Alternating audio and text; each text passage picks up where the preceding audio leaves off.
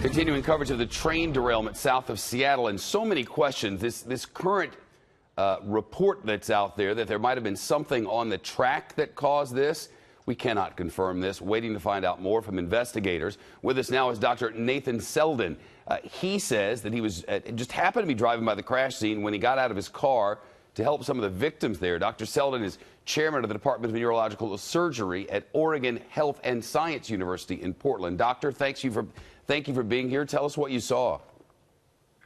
Well, Shepard, thanks for having me. It was really something that I never imagined I would see, and I hope I never see anything like it again. There were train cars scattered down the embankments on both sides of this crossing and actually down onto the highway.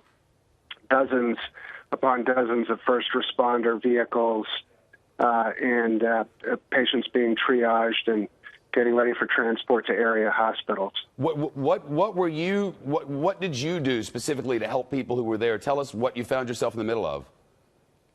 So I stopped. I wasn't sure if I'd be more in the way or more help, but they did say immediately, the head EMT folks and firemen, that they needed medical support. They took me over to the triage tents, and I worked with a radiologist from Air Base Lewis McChord and a nurse from one of the local hospitals who had also just driven up.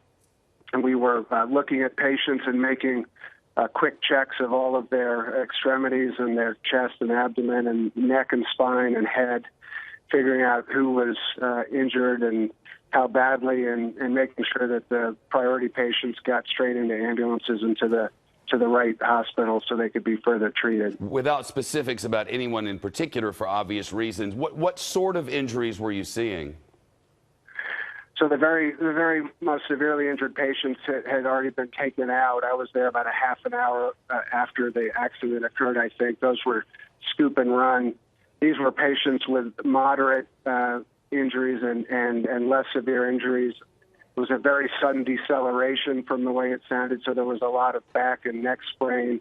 There was a number of fractures, pretty severe pelvic fractures and arm and leg fractures, people who had big gashes and lacerations that needed to be repaired, probably some skull fractures, but fortunately the people I saw were conscious and talking to me.